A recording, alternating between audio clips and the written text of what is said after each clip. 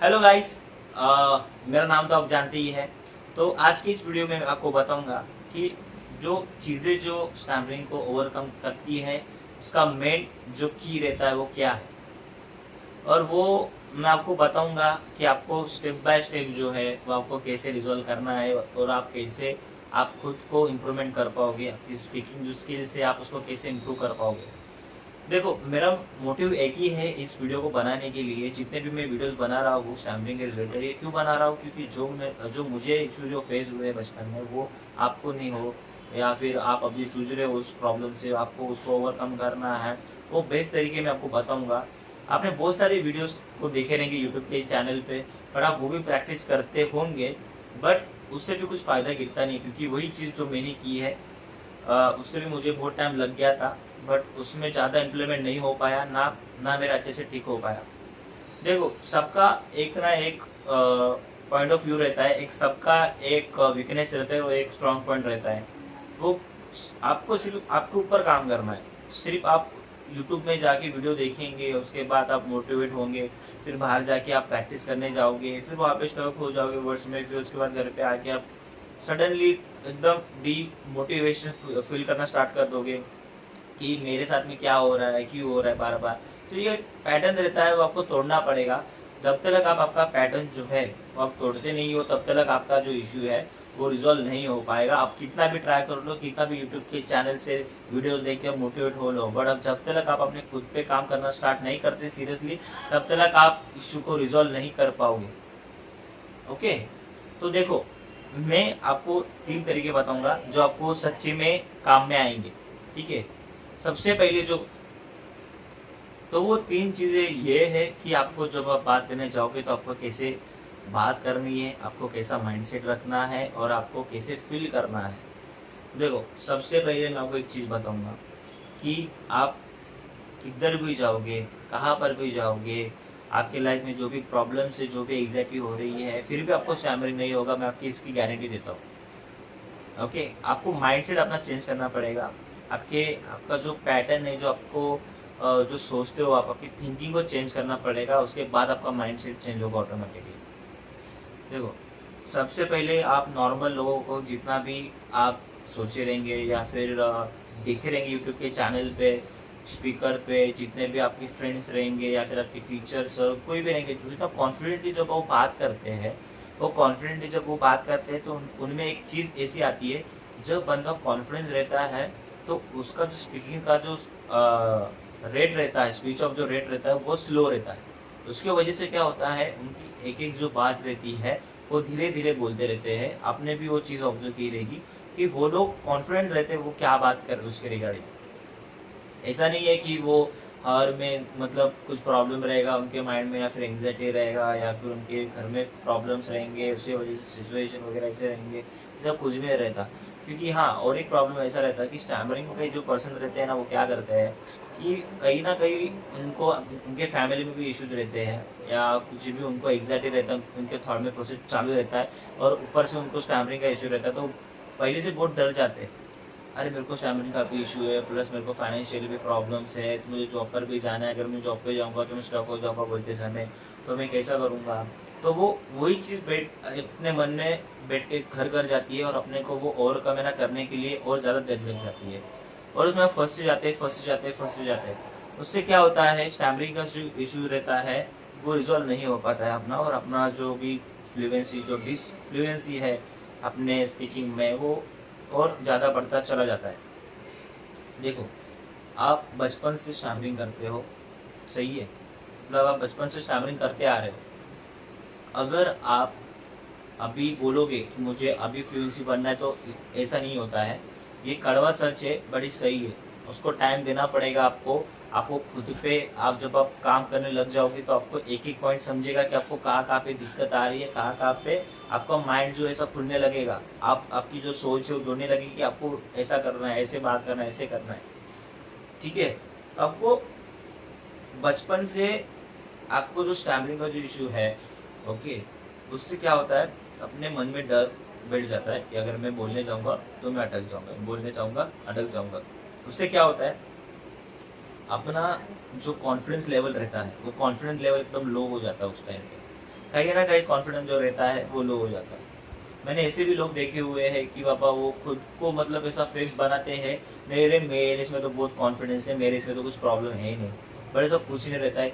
कौन सा भी ह्यूमन बींग रहने दो, उसमें कॉन्फिडेंस की कहीं ना कहीं कहाँ पे अपना स्टैमरिंग होता है। क्यों होता है? क्योंकि कहाँ ना कहीं उनका जो शब्द रहता है उनको मिलते नहीं है, या फिर वो पेशेंट होकर बात करते हैं तब वो स्टैमरिंग करते हैं, कॉन्फिडेंस नहीं रहता उस टाइम पे। और स्टैमर्स लोग का ऐसा रहता है कि बचपन से हरवाते रहते हैं, तो उसकी वजह से क्या होता है कि उनमें कॉन्फिडेंस की कमी भी पाई जाती है। देखो, आपको कॉन्फिडेंसली बात करना है, आपको सोचना नहीं है कि आगे वाला बंदा क्या सोचेगा, आपको आपके बारे में क्या सोच रहा है, आपकी थिंकिंग क्या सोच रहा है। क्योंकि देखो, इस दुनिया में कोई भी जो बंदा आया है उसको कहीं ना कहीं कभी ना कभी एक दिन तो जाना ही है। आप उसकी परवाह मत करो कि आपका सामने वाला बंदा क्या सोच रहा है, आप आपके मैसेज पे फॉलो करो। आप में जो नॉलेज है, आपका जो कॉन्फिडेंस है, और कॉन्फिडेंस के साथ आप बात करोगे, तब जाके आपका जो स्पीकिंग का जो रेट है, स्पीच है, अपना रेट ऑफ स्पीच जो है ऑटोमेटिकली आपका स्लो हो जाएगा। क्योंकि जब आप सोच के बोलोगे एक एक वर्ड, आपका ऑटोमेटिकली रेट ऑफ स्पीच जो रहेगा आपका धीमे हो जाएगा। तो वहाँ पे आपका एक सबसे बड़ा जो चीज़ रहती है, जो लोग तेज़ी से बोलते हैं, वो वहाँ पे उनका प्रॉब्लम ऑटोमेटिकली सॉल्व हो जाएगा। दूसरी बात, जब आप बात करोगे तो आपको आपके मन में एक जिज्ञासा होनी चाहिए कि आपको बात करनी है। क्योंकि बहुत सारे लोग मैंने देखे हुए हैं, जो मैंने बात भी की हुई है, मेरे फ्रेंड्स भी है जो स्टैमर्स करते हैं, वो उनके साथ भी जब मैं बात करता हूँ तो उनमें ऐसा रहता है कि नहीं यार, मैं नहीं बात कर पाऊंगा, मैं नहीं बात कर पाऊंगा। मतलब वो जब बात करते हैं तो वो एक जो एनर्जी रहती है, वो एनर्जी के साथ में बात कर ही नहीं पाते, ना उनका मन करता है। देखो, जब तक आपके पास एक टॉपिक है, ओके, जब आपको उस टॉपिक पे बात करनी है तो आपको थोड़ा एनर्जी दिखाना पड़ेगा। भले आप सामने वाले पर्सन के जो टॉपिक है आप उसमें ज़्यादा इंटरेस्टेड नहीं हो, बट आप आपके माइंड में ऐसा पैटर्न बनाओ कि जो भी टॉपिक होगा वो आपको वहाँ पे सीखना है। अगर आप उस फील्ड में नहीं हो, आपको इंटरेस्ट भी नहीं है, बट एक बार सुन लोगे तो वो इन्फॉर्मेशन जो रहती है बहुत पावरफुल चीज़ रहती है। जहाँ पर भी इन्फॉर्मेशन आपको मिल रही है वो इन्फॉर्मेशन आप ले लो, आप उसमें इंटरेस्ट दिखाओ, तब जाके बंदा भी आपके सामने इंटरेस्ट दिखाएगा और आपका जो कम्युनिकेशन है वो अच्छे से आगे बढ़ पाएगा।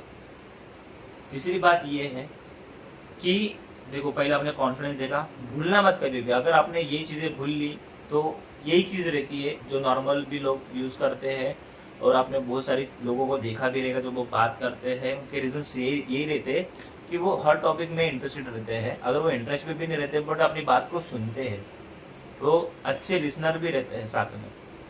अगर इंटरेस्टेड नहीं है तो बाद में बोल देंगे आपको कि नहीं मैं तो टॉपिक चेंज कर देने का। तो फिर वो बंदा, जो सामने वाला जो बंदा है, अगर वो आपको बात करना चाहता है, आपको लगता है, तो एक टॉपिक ऐसा सामने से एक टॉपिक ऐसा चूज करने का कि वो इंटरेस्टेड हो उस टॉपिक में भी, या फिर उनको बोलने का कि भाई मत क्या हो गया तेरे साथ में, ऐसा क्या, वो सब जो बातें रहती है वो ऑटोमेटिकली फील करोगे आप, फील होकर आप बात करोगे तो ऑटोमेटिकली आपको जो भी चीज़ें हैं आपकी ऑटोमेटिकली सॉल्व हो जाएगी वहाँ पे। ओके, देखो, तीसरी बात ये है, जब आप बात करोगे आपको ज़्यादा ओवरथिंक करना नहीं है। ओवरथिंक आप करोगे, कॉन्फिडेंस होगा, पर आपके बैकग्राउंड में सबकॉन्शियस माइंड में ओवरथिंक चलता रहता है, कंटिन्यूसली चलता है। वो ऑटोमेटिकली हीट होता है कभी ना कभी। अरे अगर वो क वर्ड आ गया तो क वर्ड आ गया तो मैं अटक जाऊंगा, ब वर्ड आएगा तो मैं अटक जाऊंगा, क वर्ड आएगा तो मैं अटक जाऊंगा, छ वर्ड आएगा तो मैं अटक जाऊंगा, स वर्ड आएगा तो मैं अटक जाऊंगा। तो फिर ये वर्ड्स की जो है वो सबकॉन्शियस माइंड में अपने बैठ गया है वो डर को निकालने के लिए आपको, जब तक आप उस वर्ड का एक्सपीरियंस अच्छे से नहीं लेते हो या फिर पब्लिक में जाके वो वर्ड्स का इस्तेमाल नहीं करते, तब तक आपके सबकॉन्शियस माइंड में जो डर है वो निकल नहीं सकता। वो कभी ना कभी बीच में आके आपको हिट करेगा।